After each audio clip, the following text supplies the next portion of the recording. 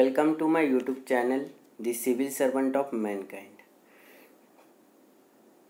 तो इस वीडियो में अपन बात करने वाले हैं जो इसके पहले वीडियो में बात की थी क्वेश्चन नंबर 1 to 10। ओके, जो 2017 यूपीएससी प्रीलिम के 2017 में जो क्वेश्चन पूछे गए थे। ओके, इसके पहले के वीडियो में अपन ने 10 क्वेश्चन देखे। अभी इस वीडियो में क्वेश्चन नंबर 11 से लेके क्वेश्चन नंबर 20 तक मतलब 10 क्वेश्चन अपन देखने वाले हैं।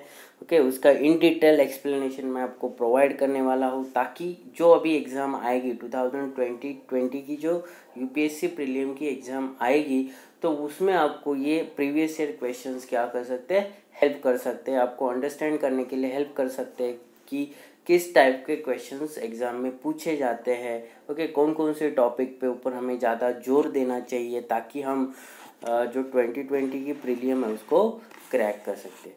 तो चलिए दोस्तों, हम लोग आगे बढ़ते हैं क्वेश्चन नंबर 11 के ऊपर। तो जो क्वेश्चन नंबर 11 है हमारा, ओके, वो क्या है?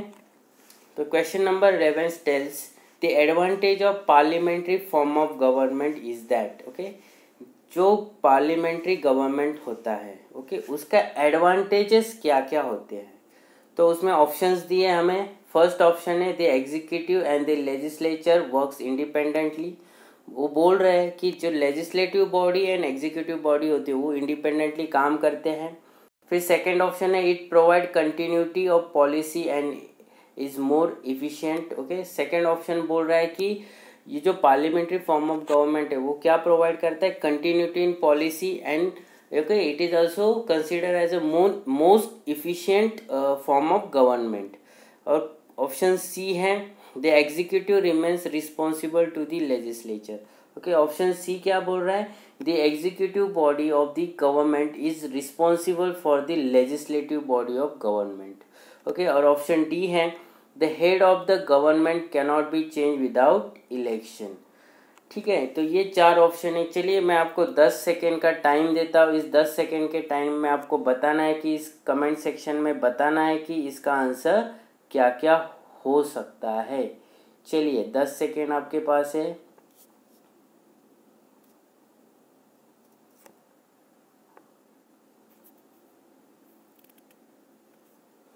चलिए आंसर देखते हैं क्या आंसर है। Okay, the answer of this question is answer option C. That is what is option C, the executive remains responsible to the legislature. Okay, parliamentary form of government में, okay, parliamentary form of government में जो executive body होती है वो responsible होती है किसको, legislative body को। तो इसीलिए इस क्वेश्चन का आंसर क्या होगा, ऑप्शन नंबर सी। क्या होगा इसका answer, option number C. Let's move on the next question. Question number 12 क्या है? क्वेश्चन नंबर 12, क्वेश्चन नंबर 12 बोलता है in the context of India which one of the following correct relationship between rights and duties. Okay, rights and duty के बीच में क्या relations है।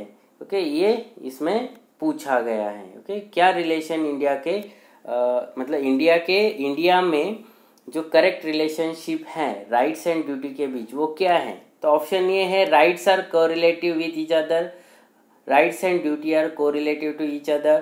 Then option B, rights are personal and hence independent of society and duties. Okay, rights क्या है, personal है, इसलिए वो society से और ड्यूटीज से क्या है, इंडिपेंडेंट है। ऑप्शन सी है right not duties are important for the advancement of personality of citizen. Okay, option C क्या बोल रहा है, सिर्फ राइट्स जरूरी है। ओके, राइट्स जरूरी है, ड्यूटीज की कोई आवश्यकता नहीं है। और ऑप्शन डी बोलता है duties not rights are important for stability of states. Okay, ये चार ऑप्शन है। चलिए आपको मैं 10 सेकेंड देता हूँ। 10 सेकेंड में बताइए मुझे इसका आंसर क्या हो सकता है।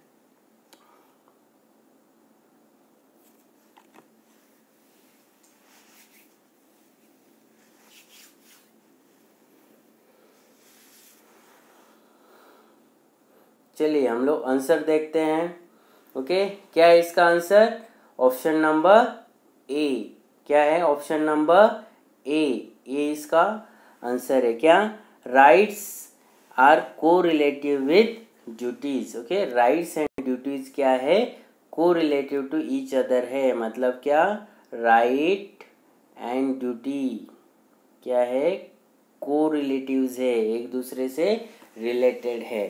ठीक है, तो क्या है, rights and duties are two phases of same thing. मतलब हम लोग बोल सकते हैं एक कॉइन की वो दो बाजू है, तो one is right and second is duty. Okay, right के बिना ड्यूटीज परफॉर्म नहीं कर सकते हैं, ड्यूटीज के बिना राइट्स परफॉर्म नहीं कर सकते। So they both are correlative. Okay, so rights are considered to be essential for human personality. Rights essential है हमारी पर्सनैलिटी की डेवलपमेंट के लिए। राइट्स क्या क्या है, इसेंशियल है।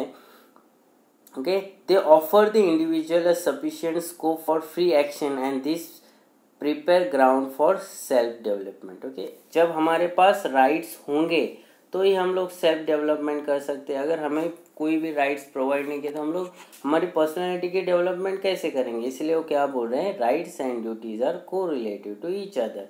Okay, then although rights are the great significance in a democratic state, yet they become meaningless in absence of duties। भले ही राइट प्रोवाइड किए, अगर ड्यूटीज नहीं है तो वो क्या होते हैं, मीनिंगलेस हो जाते हैं। Rights can be enjoyed only in the world of duties. Okay, rights की मज़ा लेना तभी आसान है जब वहाँ पे ड्यूटीज भी उसी तरह से निभाई जाती हों। For every right there is a corresponding duty. When the people fail to discharge their duty properly, the rights become meaningless. Okay, इसीलिए इस क्वेश्चन का आंसर क्या बनता है, rights are correlative with duties. ठीक है, आ गया समझ में इसका answer. Let's move on the question number 13। क्या है क्वेश्चन नंबर 13 बगा, देखिए, the mind of makers of constitution of India is reflected in which of the following. Okay, ये कॉन्स्टिट्यूशन जब बनाई गई थी तो वो उस जो कॉन्स्टिट्यूशनल मेकर थे उनका माइंड किस में बताया गया या किस में दिखाई देता है। तो फर्स्ट ऑप्शन है the preamble, second is the fundamental rights, third is the DPSP that is directive principle of state policy, and the fourth option that is D the fundamental duties. बताइए किस में mind of makers of constitution lies. Okay, 10 second का time है, बताइए, चलो जल्दी जल्दी जल्दी।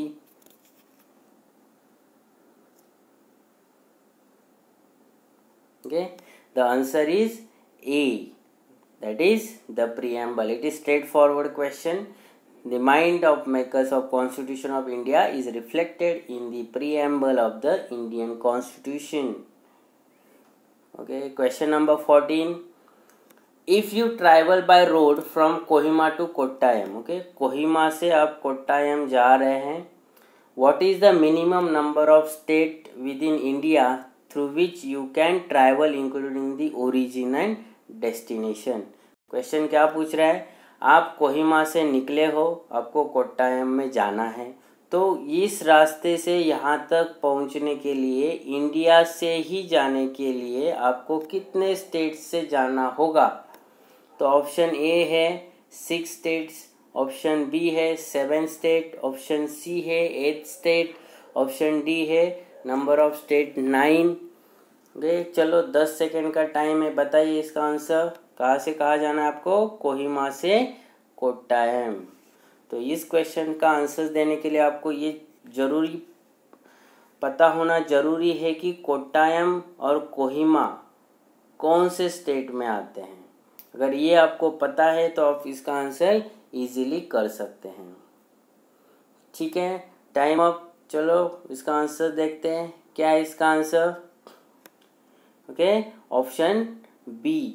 क्या है option B, that is number of state is 7। आपको कितने स्टेट लगेंगे, 7 स्टेट से जाना होगा। चलो देखते हैं कैसे। देखो, नागालैंड, कोहिमा कहाँ आता है, नागालैंड में आता है। ठीक है, सो नागालैंड से आप निकलोगे, नागालैंड की बॉर्डर किसको ज्वाइन करती है, आसाम को। तो अब नागालैंड से अब कहाँ से, नागालैंड से आप कहाँ जाओगे, असम।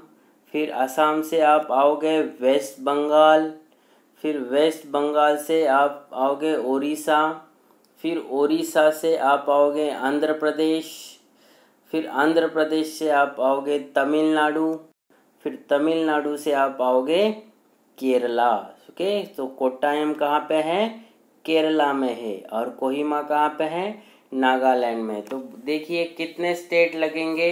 सो number of state is Nagaland 1, okay, Assam 2, West Bengal 3, Odisha 4, Andhra Pradesh 5, Tamil Nadu 6 और Kerala 7।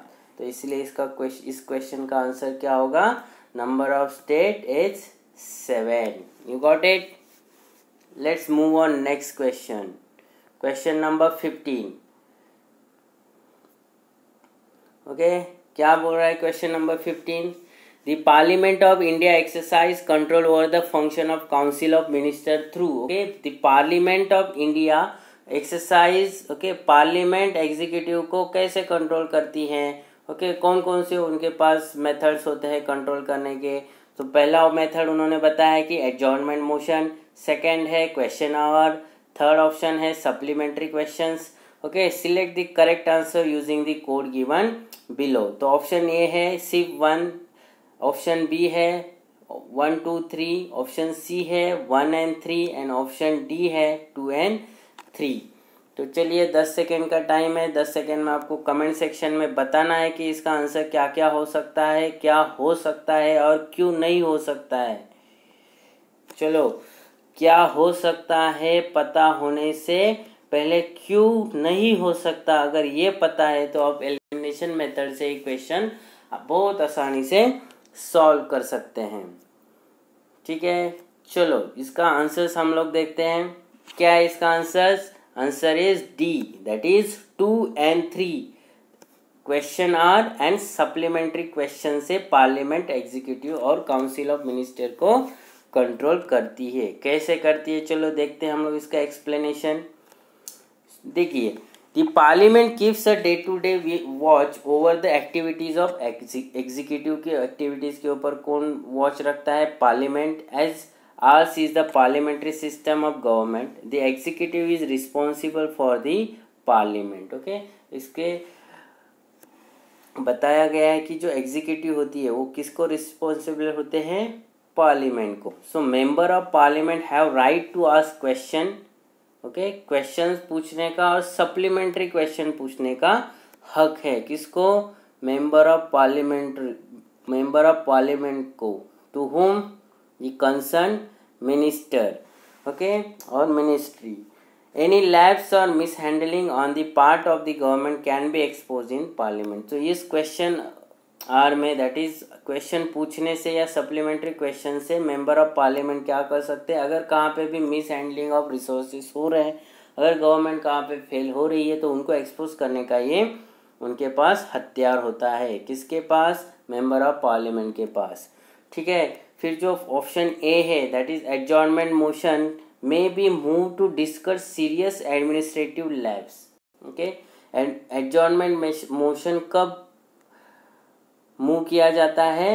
When any public importance matter, okay, notice पे लाना होगा तब। ओके, तो ये इसका फंक्शन अलग है, इसलिए option number 2 and 3 that is question and supplementary question. Got it? चलो let's move on the next question, question number 16।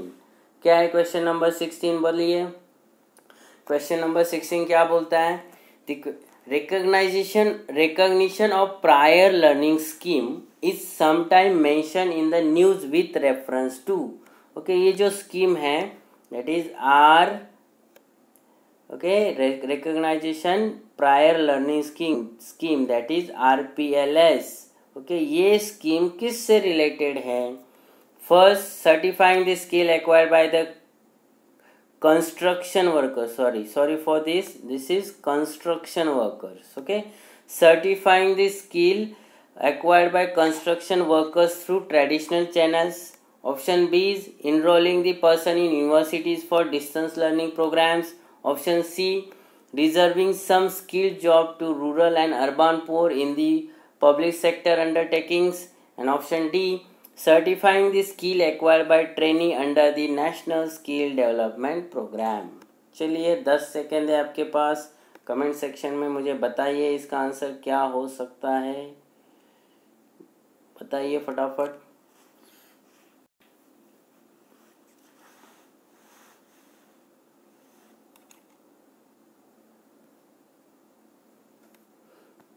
चलिए क्या है इसका आंसर? Option number D. क्या है D? Certifying the skill required by trainees under the national skill development programme. Okay, ये जो RPLS scheme है वो किससे रिलेटेड है? तो certifying the skill acquired by trainees under the national skill development programme. तो option D. So Pradhan Mantri Kaushal Vikas योजना, that is PMKVY।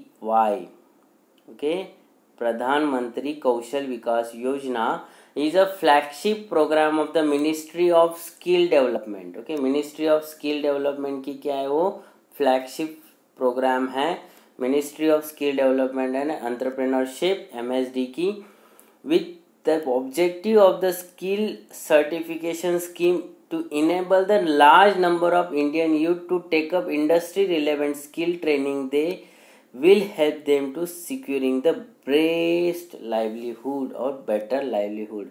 Okay, ये स्कीम क्यों चलाई गई थी? PMKVY, that is प्रधानमंत्री कौशल विकास योजना, under the Ministry of the MSDE, that is Ministry of Skill Development and Entrepreneurship, to enable the large number of youth in India to take industry relevant skill development training or skill training, so that they can find a better job and they get good livelihood. Okay, तो ये जो RPL scheme है, RPL scheme individual will with prior learning experience or skill shall be assessed and certified under the recognition of prior learning. अगर कोई ऐसा बंदा है वो पहले से उस स्किल में माहिर है, ठीक है, तो उसके स्किल को रिकग्निशन देने के लिए, सर्टिफिकेशन देने के लिए ये स्कीम लाई गई थी, that is RPL scheme. The component of the scheme RPL aim to align the competencies of the unregulated workforce of the country to the NSQF, that is National Skill Qualification framework में लाने के लिए ये RPL scheme government of India के द्वारा और ministry of skill development and entrepreneurship के द्वारा चलाई गई है। ठीक है, अंडरस्टैंड? चलो नेक्स्ट क्वेश्चन, क्वेश्चन नंबर 17। क्या है question number 17? One of the implication of equality in society is the absence of, first option privilege, second restraint, option C competition and option D ideology. क्या है इसका answer बताइए, straight forward question है। क्या है implications equality के? That is option A privileges. Okay, privileges क्या, इसका एक्सप्लेनेशन देखते हैं। Okay, equality in society is the absence of special privileges. Okay, देखिए अगर सोसाइटी में हमें इक्वालिटी लानी है तो हमें प्रिविलेजेस, स्पेशल प्रिविलेजेस देना नहीं होगा। अगर हम लोग स्पेशल प्रिविलेजेस एक सर्टन ग्रुप, सोसाइटी के मेंबर्स, इनको देते हैं तो हम लोग क्या कर सकते हैं, उसमें इक्वालिटी कैसे ला सकते हैं, राइट? सो प्रिविलेजेस नहीं होने चाहिए। Thus no person, family, class, group in the society can be granted special privileges if we have to achieve the equality and liberty in society. अगर सोसाइटी में हमें लिबर्टी एंड इक्वालिटी इस्टेब्लिश करनी है तो हमें स्पेशल प्रिविलेजेस प्रोवाइड करना मना है। ठीक है, चलो move on the next question, question number 18। क्या है question number 18? Which principle among the following was added in the directive principle of state policy by the 42nd Constitutional Amendment Act? Okay, 42nd Constitutional Amendment से नीचे दिए गए option में से कौन सा DPSP ऐड किया गया था? तो फर्स्ट है equal pay and equal work for both men and women. Option B is participation of worker in the management of industry. Option C right to work, education and public assistance. Option D securing living wage and human condition of work to worker. चलो 10 second है आपके पास, बताइए इसका answer क्या हो सकता है।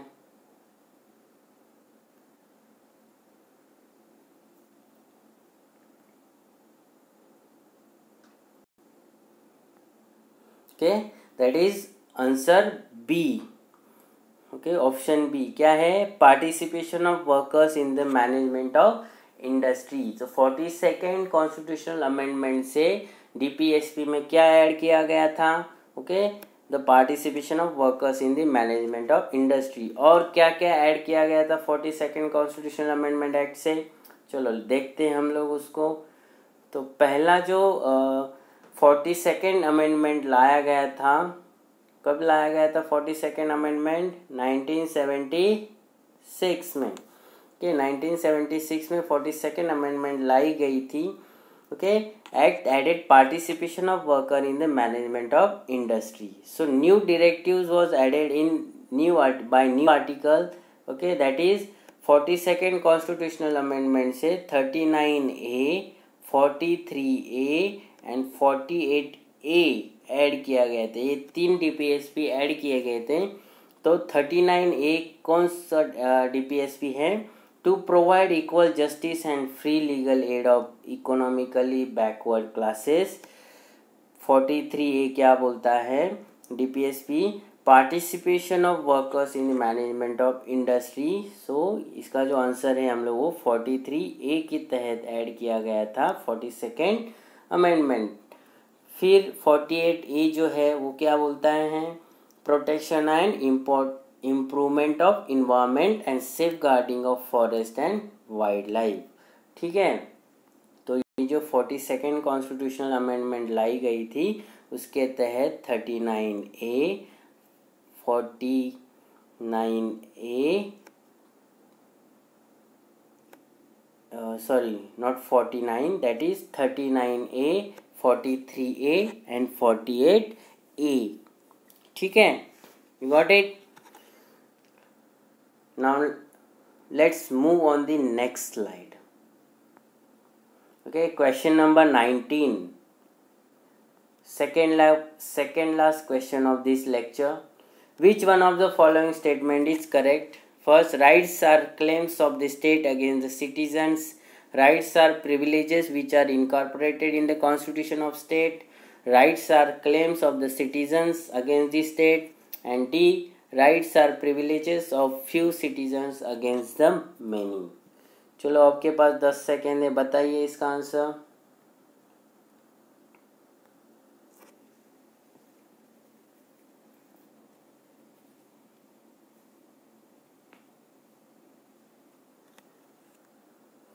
क्या है इसका answer? Option C, that is rights are claims of citizen against the states. Right क्या होते हैं? सिटीजन्स के क्लेम्स होते हैं against the state. Rights are claims of citizens against the state. They prevent the establishment of authoritative and despotic rule in the country and protect the liberties and freedom of people against the invasion by the state. They operate as limitation on the tyranny of executive and arbitrary laws of the legislature. Okay, जो भी arbitrary laws है या कोई भी ऐसे hegemonic power को ये बढ़ावा देने से इनकार करता है, इसलिए राइट्स होना बहुत ज़रूरी है। ठीक है दोस्तों, आ गया समझ में ये क्वेश्चन? ओके, चलो अभी हम लोग इस वीडियो लेक्चर के लास्ट क्वेश्चन पे मूव ऑन करते हैं। तो लास्ट क्वेश्चन मैंने चुना है इस वीडियो लेक्चर के लिए, वो ये है, which one of the following gives global gender gap index ranking to the countries of the world. Okay, तो ऑप्शन ए है world economic forum, option B है UN human rights commission, UN human right commission, option C है UN women and option D है WHO, that is world health organization. चलो 10 second है, बताइए इसका answer जल्दी जल्दी।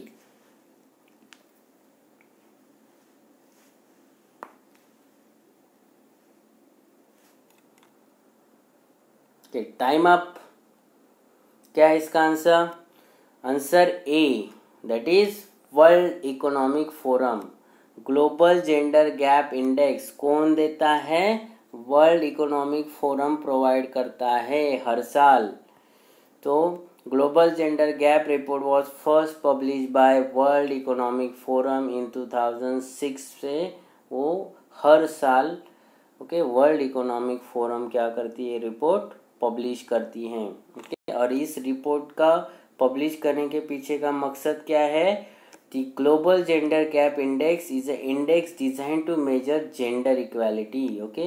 जेंडर इक्वालिटी को मेजर करने के लिए जेंडर गैप को मेजर करने के लिए world economic forum global gender gap index क्या करती है? हर साल 2006 से पब्लिश करती है। ठीक है, समझ में आ गए? आ गए समझ में क्वेश्चन? ओके, तो अभी ये सेकेंड लेक्चर है अपना। क्वेश्चन नंबर 11 से 20। इसके बाद आएंगे क्वेश्चन नंबर 21 से 30 and so and so fourth.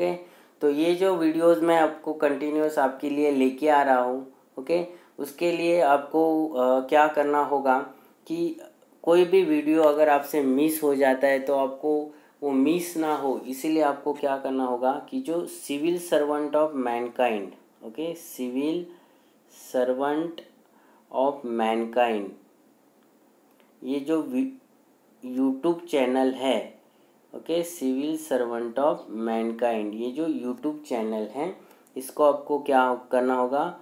Subscribe करना होगा। क्यों सब्सक्राइब करना होगा? ताकि आपको मैं कभी जो भी नया वीडियो डालूंगा उसका नोटिफिकेशन आपके मोबाइल में आ जाए।